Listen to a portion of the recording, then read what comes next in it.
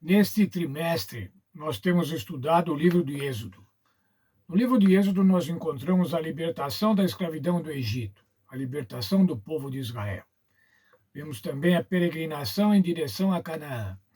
E vemos o Senhor Deus instruindo aquele grupo de escravos para que se tornasse uma nação santa, uma propriedade peculiar de Deus, um reino de sacerdotes. Hoje nós vamos considerar, para concluir o estudo desta semana, o verso central do Êxodo. Esse verso central se encontra em Êxodo 22, 27. E se ele me pedir ajuda, eu o ajudarei, porque sou misericordioso. O Senhor Deus falando. Se ele clamar a mim, eu ouvirei. Eu atenderei, porque eu sou misericordioso, porque eu sou bondoso. De acordo com os comentários marginais maçoréticos ao texto em hebraico, o verso do meio do livro de Êxodo é Êxodo 22, 27. Esse verso destaca um dos atributos essenciais do Senhor, a graça que ele concede livremente e que pode ser definida como um favor imerecido oferecido à humanidade. O contexto desse verso fala do cuidado de Deus pelos pobres e a razão é dada. Qual é a razão pelo que o Senhor tem para cuidar dos pobres, para se preocupar com os pobres? Ele é misericordioso. Observe que esse é o único atributo do Senhor em toda a Escritura que é enquadrado dentro da fórmula de autoidentificação eu sou, porque eu sou misericordioso. E o que ele é? O Senhor é misericordioso, ele é bondoso. O povo de Deus deve ser tão misericordioso quanto Deus é, ajudando de maneira altruísta aqueles que estão necessitados. Lembra-se o verso que vimos ontem e anteontem também? Sede perfeitos como é perfeito o vosso Pai que está no céu. Isso quer dizer, nós devemos ter um comportamento altruísta, assim como o comportamento altruísta de Deus. Nós devemos ser bondosos, bondosos como Deus é, misericordiosos, assim como o Senhor é misericordioso. As leis de Deus, os 10 mandamentos, as leis complementares, o Senhor nos deu para que orientar os relacionamentos, para orientar os relacionamentos verticais, isso que é o relacionamento vertical dos seres humanos em direção a Deus, e para orientar os relacionamentos horizontais entre os homens, entre os seres humanos. Com essas leis, o Senhor queria a felicidade dos seus filhos. O Senhor quer, com essas leis, a felicidade dos seus filhos. Por quê? Porque ele é bondoso. Romanos 7,12. Por conseguinte, a lei é santa e o mandamento é santo, justo e bom. O mandamento do Senhor é bom. Por quê? Porque ele é bom.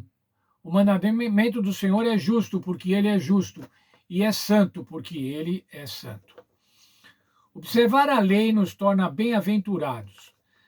Veja Tiago 1, 25. Mas aquele que considera atentamente na lei perfeita, a lei da liberdade, e nela persevera, não sendo ouvinte negligente, mas operoso praticante, esse será bem-aventurado no que realizar. O texto aqui está dizendo assim: olha, aquele que atenta para a lei de Deus, isso quer dizer aquele que guarda a lei de Deus, aquele que obedece à lei de Deus. E nós já vimos, as leis de Deus não são simplesmente mandamentos, são promessas, são declarações de Deus. Aquele que atende a essas promessas, a essas declarações, será bem-aventurado no que realizar, será feliz no que realizar. Bom, mas essas leis que são tão eficazes para nos tornar felizes, será que elas podem nos salvar? Será que elas nos salvam? Será que obedecer à lei pode fazer com que eu seja salvo? Veja, de maneira que a lei nos serviu de aio para nos conduzir a Cristo, a fim de que fôssemos justificados pela fé. Encontramos isso no texto do apóstolo Paulo, em Gálatas 3, 24. Para que é que serve a lei? Ela nos serve de aio ou guia, ela nos serve de pedagogo para nos levar a Cristo. E é em Cristo que nós somos justificados pela fé. Isso quer dizer o seguinte, irmãos: a lei não salva ninguém. A lei mostra os nossos pecados, a lei mostra as nossas deficiências, A lei mostra quando erramos. E quando isso acontece, qual é a solução? Como é que podemos obter o perdão? Através do Senhor Jesus Cristo. A lei mostra o pecado, ela mostra comportamentos, relacionamentos, ela dá orientação, ela dá disciplina, mas ela não nos salva. O que nos salva é o Senhor Jesus Cristo. O que nos salva é o Senhor Jesus Cristo na cruz do Calvário. O Senhor Jesus Cristo ressuscitado no terceiro dia. Veja o texto de 1 Pedro 1, 18 e 19. Sabendo que não foi por meio das coisas corruptíveis como prata ou ouro, que fosses resgatados do vosso fútil procedimento que os vossos pais vos legaram, mas pelo precioso sangue, como de cordeiro, sem defeito e sem mácula, o sangue de Cristo. O que é que nos salva, irmãos? É o sangue de Cristo. O que é que pode fazer com que nós, pecadores, cheguemos a Canaã celestial? O sangue de Cristo.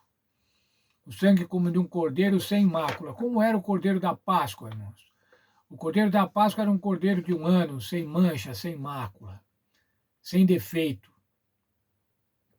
O Senhor Jesus, sem pecado. O cordeiro da Páscoa liberava os primogênitos dos hebreus, liberava da morte os primogênitos dos hebreus.